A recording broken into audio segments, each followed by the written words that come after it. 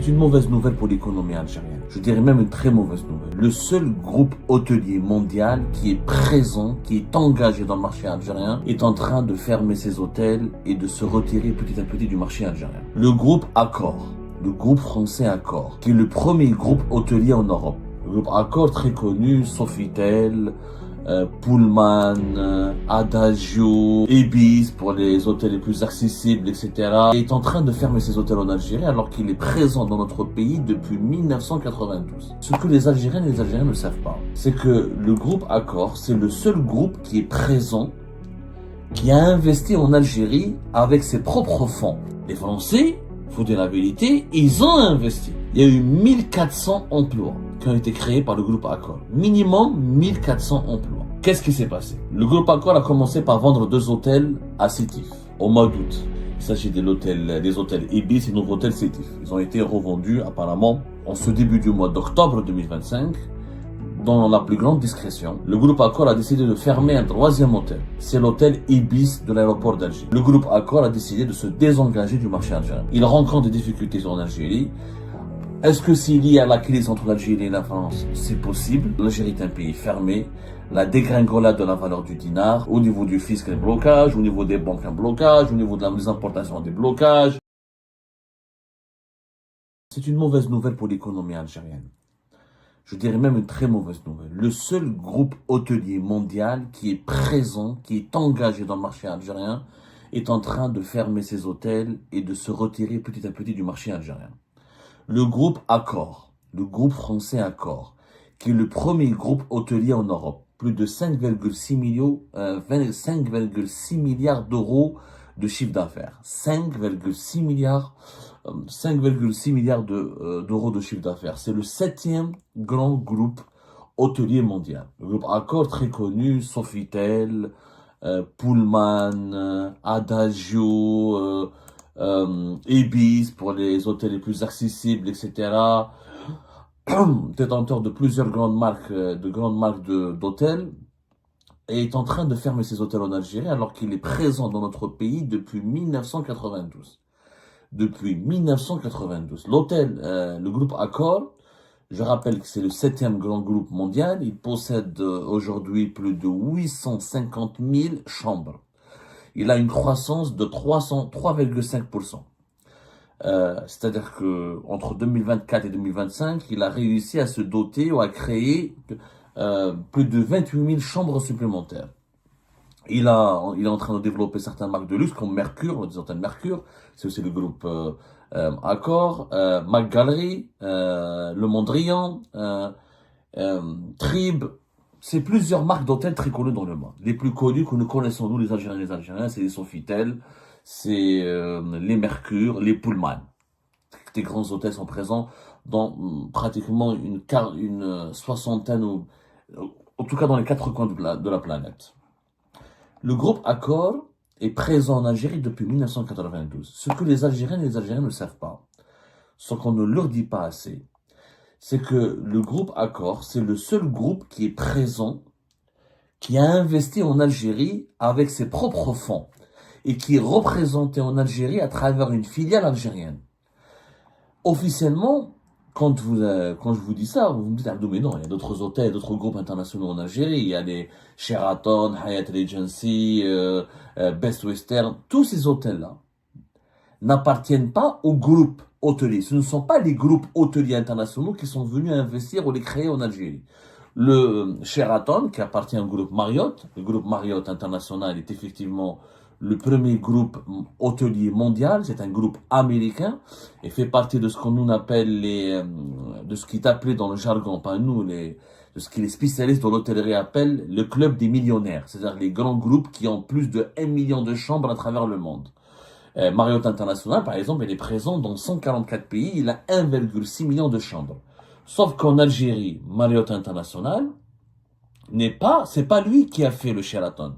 Le Sheraton d'Alger, il a été inauguré en 1999. C'est la société d'investissement hôtelière, la CIH, qui est une entreprise publique étatique algérienne. C'est elle qui a réalisé ce projet, qui l'a financé et qui est en train de le gérer. Le Marriott International, à travers leur filiale du Moyen-Orient, ou de l'Afrique du Nord et de la région Moyen-Orient, Afrique du Nord, MENA, Moyen-Orient, Afrique du Nord, elle est gestionnaire. Elle est uniquement gestionnaire, c'est-à-dire c'est elle qui gère l'hôtel, c'est elle qui le gère, qui s'occupe de sa gestion. Et tous les autres hôtels, grands groupes hôteliers, comme Hyatt Regency par exemple, et les autres 6 autres groupes, Best Western, etc., ils sont présents en Algérie en franchise, en management. C'est-à-dire ils n'investissent pas leur argent. Ils vous vendent leur marque, ils vous donnent ils vous vendent leur label. Un groupe algérien ou un autre groupe étranger construit un hôtel au nom de leur marque, au nom de leur label, et eux ils s'occupent, ils vendent une franchise ou ils s'occupent du management. Comme c'est le cas par exemple de l'hôtel Sheraton d'Alger. Mais le groupe Marriott International n'est pas présent physiquement, ne s'est pas implanté lui-même. Il a une franchise, il fait du management. Il n'a jamais investi. Le groupe Accor, le groupe français, le groupe européen Accor, contrairement aux 6 ou 5 autres groupes internationaux qui disposent d'hôtels, qui relèvent des hôtels de leur marque ou là, de leur portefeuille en Algérie, ont investi. Les Français, faut dire la vérité, ils ont investi. Ils ont investi, c'est-à-dire que ils se sont eux-mêmes implantés en Algérie en 2005. Ils ont créé une filiale avec un groupe privé algérien qui appartient à l'homme d'affaires originaire de Ouest Souf, la famille Mehri.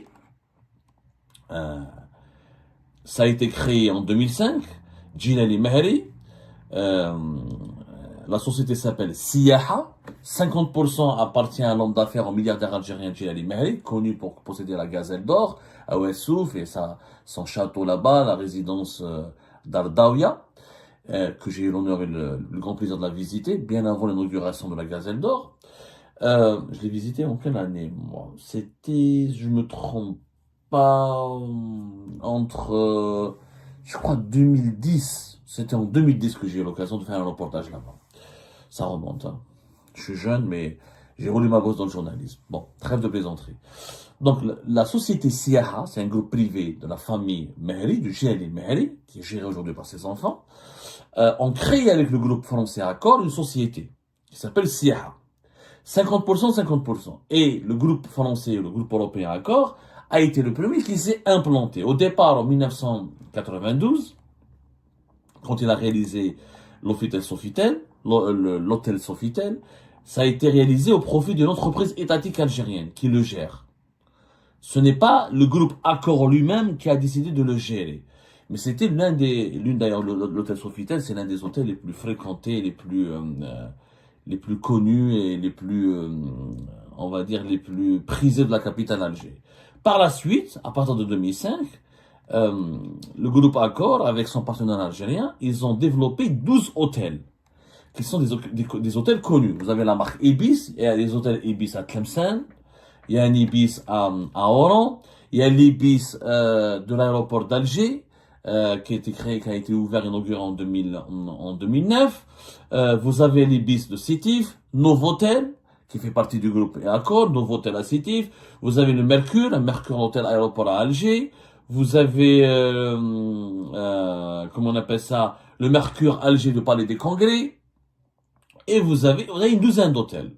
Le Novotel de Constantine, un Ibis à Constantine, et l'hôtel Royal qui appartenait au milliardaire Djilali Mehri, qui, quand il a fusionné avec le groupe Accor, ils ont créé le Royal Hotel Oran McGallery, qui est l'un des hôtels de luxe, si ce n'est l'hôtel, un véritable palais à Oran. C'était l'ancien hôtel royal d'Oran qui appartenait à Mehri, qui l'a fusionné, ça a créé, ils ont pris le label McGallery, qui est l'un des labels de luxe du groupe Accor. Donc c'est un groupe fortement présent en Algérie, qui a fait le choix d'investir, qui a fait confiance en Algérie, qui ne s'est vraiment pas contenté comme Marriott International, de vendre des franchises ou de négocier des franchises et de prendre des contrats de management. C'est pas vrai. Ils ont fait confiance à l'Algérie et c'était à l'honneur du groupe Accor. 12 hôtels, c'est quand même pas rien. Alors qu'encore une fois, comme le Sheraton d'Alger, par exemple, la gestion revient au Sheraton Asian Middle East Department. C'est le département Moyen-Orient asiatique, même pas MENA. C'est le département Moyen-Orient Asie qui gère le Sheraton d'Alger au profit de la SIAG, qui est une société publique. C'est important de comprendre ces nuances parce que ce que je vais vous raconter par la suite, vous allez comprendre pourquoi le départ du groupe Accor provoque un véritable préjudice pour l'économie algérienne. Parce qu'encore une fois, c'est le seul groupe qui a investi avec son argent et qui a développé, qui a créé des emplois en Algérie et qui s'est pas contenté de développer des franchises et de faire uniquement du management. Il y a eu jusqu'à, selon les chiffres que nous avons pu obtenir, par exemple, il y a eu 1400 emplois qui ont été créés par le groupe Accor. Minimum 1400 emplois. C'est quand même pas rien. Ça, c'était les chiffres entre 2017 et 2018. L'année phare de ce groupe, c'était 2017-2018. Il y avait énormément de projets intéressants. Malheureusement, je crois que les plus beaux projets du groupe Accor sont derrière lui, puisque visiblement, le groupe Accor est en train de décider de tourner la page Algérie. Qu'est-ce qui s'est passé? Le groupe Accor a commencé par vendre 2 hôtels à Sétif au mois d'août. Ça s'est passé au mois d'août. Le repreneur de ces 2 hôtels, son identité n'a jamais été révélée. Le groupe Accor est resté très discret sur cette vente. Pourquoi il a vendu 2 hôtels à Sétif? On n'a jamais su pourquoi. Il s'agit des hôtels Ibis et notre hôtel Sétif. Ils ont été revendus apparemment à un groupe privé, à un investisseur local. Ça a commencé au mois d'août 2025. Récemment, en ce début du mois d'octobre 2025, dans la plus grande discrétion et sans aucune explication aussi, le groupe Accor a décidé de fermer un 3e hôtel. C'est l'hôtel Ibis de l'aéroport d'Alger, qui a été inauguré et lancé en 2009.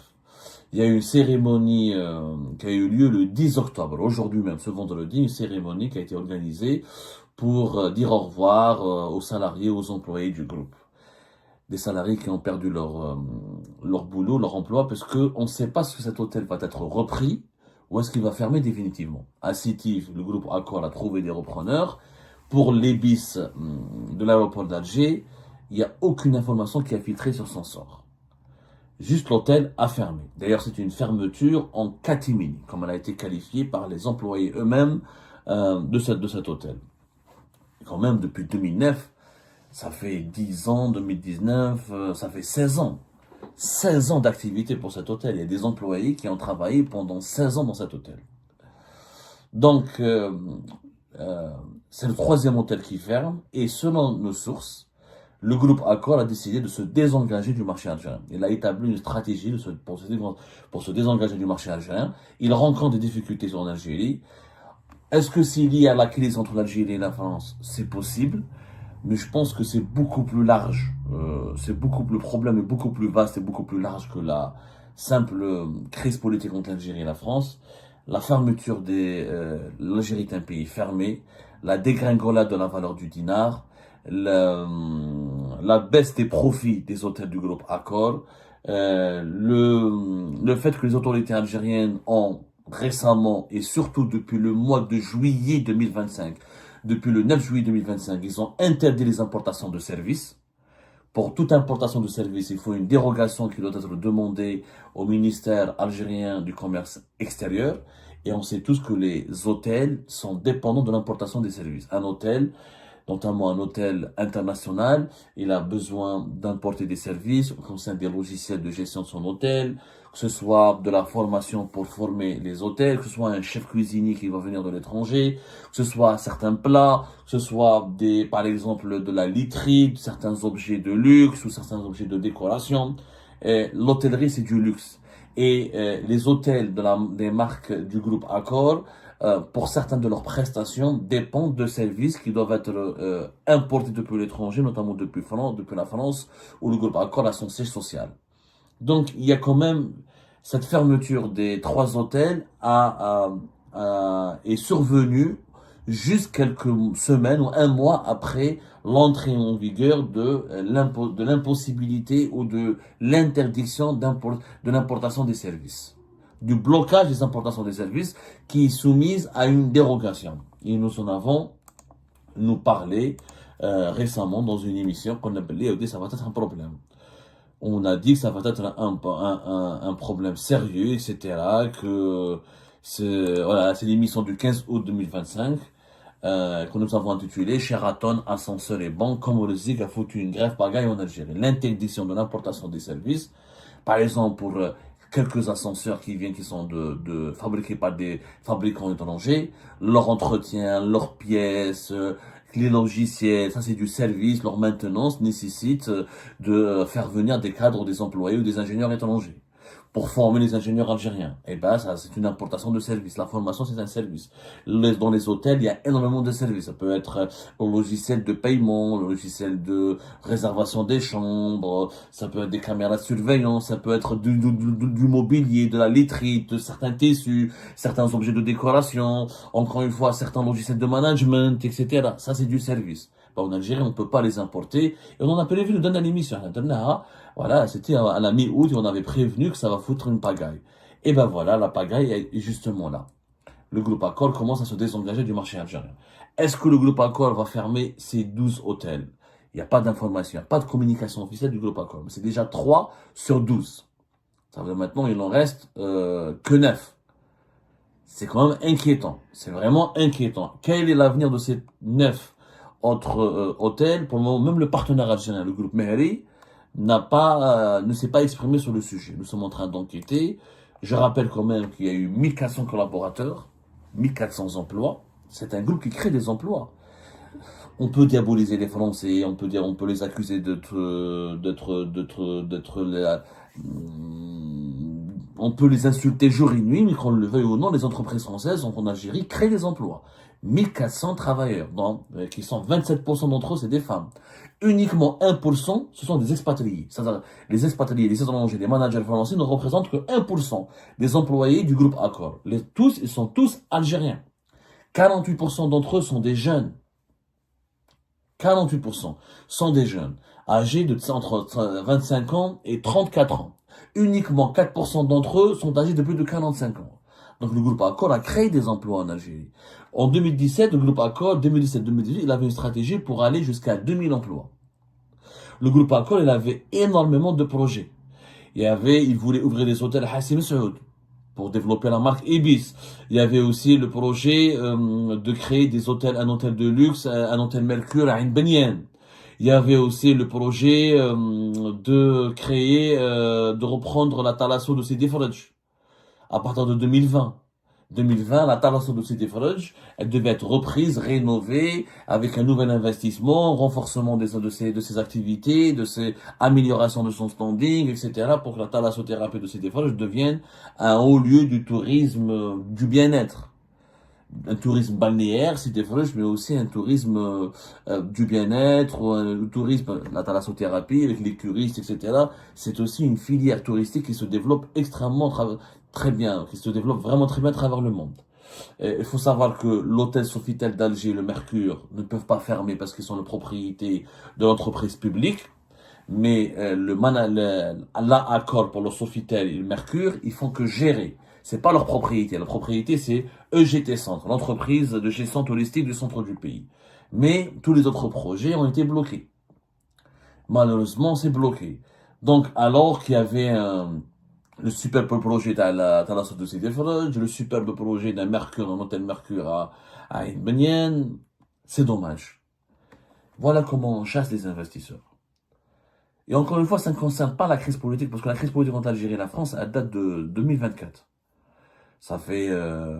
non, ouais, voilà, 2024. On est à plus d'une année maintenant. On a dépassé l'an. Elle intervient juste après les blocages de l'importation des services. Moi, je pense que c'est lié d'abord et avant tout au blocage des importations de services en Algérie.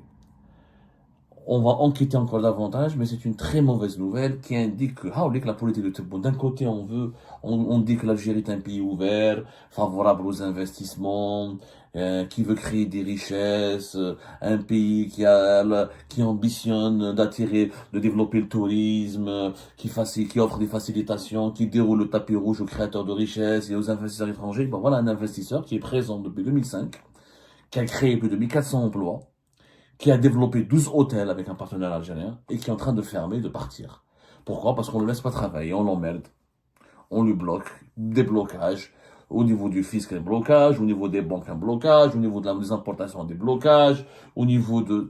quand il y a trop de blocages, perte de profit, perte de confiance entre l'investisseur et les autorités du pays d'accueil, et ben, la perte de confiance elle produit un désengagement. Donc ce sont des emplois qui vont être perdus, de futurs emplois qui devaient être créés qui seront perdus, et l'image du pays qui va en pâtir. Parce qu'un grand groupe comme Accor, qui se retire du marché algérien, ça va renvoyer un très mauvais signal aux autres groupes internationaux qui déjà ne sont pas présents en Algérie, ils font que du management ou des franchises. Ça ne va pas du tout les inciter à venir en Algérie à créer des hôtels et à développer. Alors que, encore une fois, le secteur hôtelier, c'est le fer de lance du développement du tourisme international. On ne peut pas développer le tourisme dans un pays quand on n'a pas des hôtels de qualité.